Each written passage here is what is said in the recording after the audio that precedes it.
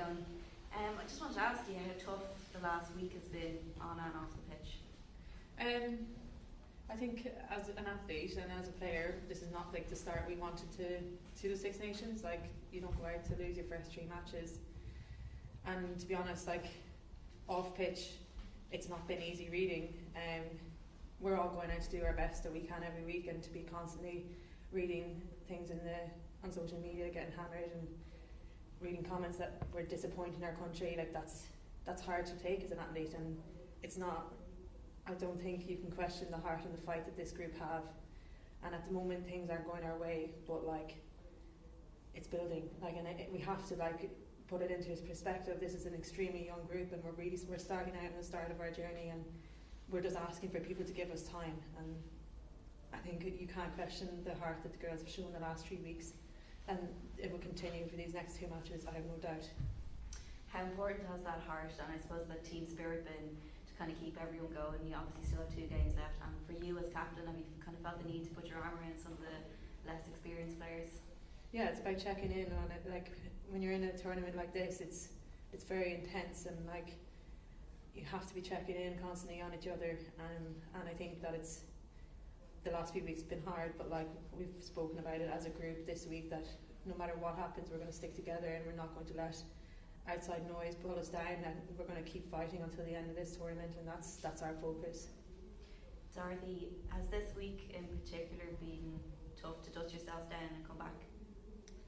Yeah, we're human. Like, as Nichola said, there is that outside noise, and obviously the results haven't gone our way, and I think anyone would be very naive to think that we don't take ownership over that, because we are the ones on the pitch too, so we have to look that in the face the day after, review it, like, look after ourselves, look after each other, and then get on with the next job, because that's the nature of the beast. So it's tough, like, but in terms of the camaraderie is the most important part here, that we get around each other and we rally again for this weekend, and that's just how this works. That's how an Irish rugby team works, so we're doing that.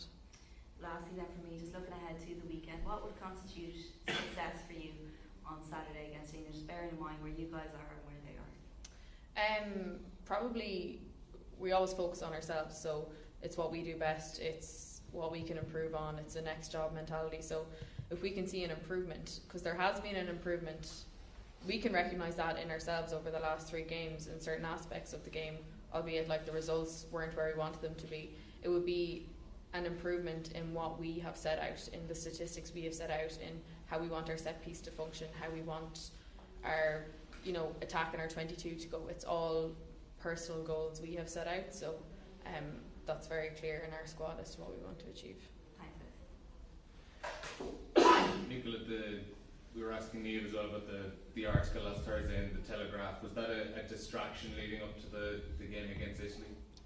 I wouldn't have said it was a distraction, but it definitely didn't feel like nice for us as players to read on a Thursday morning. Like, it was squad announcement day, like they're exciting days for girls, like you're getting named to go out and represent your country, and we were building ourselves up for our captain's run on Friday, and like, to wake up and read that, like, it wasn't how you would want your prep to go for a week, to be honest. But for me, like, a lot of the stuff we've had to do over the last few weeks is, if girls want to read it, they can read it, but then you have to be able to just park it and focus on the job at hand.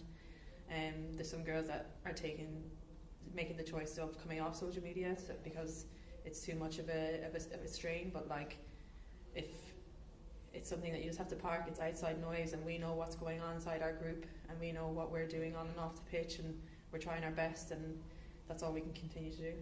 Niamh also spoke about the review you had yesterday looking over the game against Italy.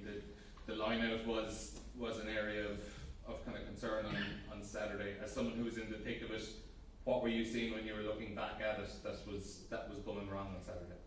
I think it was just like slight inaccuracies, so like mislift sometimes, little overthrows, nothing that we can't fix. Like, we've recognised it, that there are areas that we definitely can fix for this weekend.